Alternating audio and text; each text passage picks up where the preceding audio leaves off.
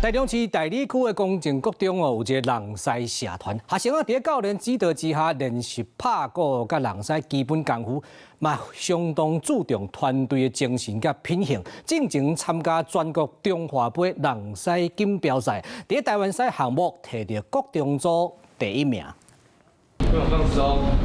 同學騎馬賽，教練調整每一個人的動作，甲人獅的基本功夫練好在。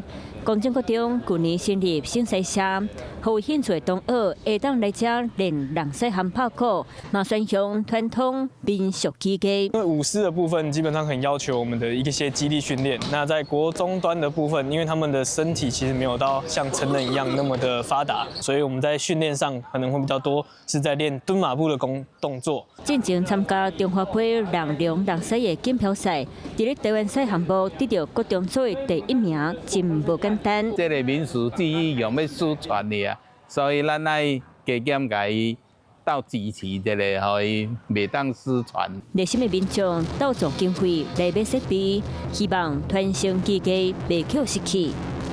Hello， 我是林仙怡。想要搶先掌握最及時的新聞資訊嗎？趕快訂閱、按讚、開啟小鈴鐺，鎖定華視新聞 YouTube 頻道。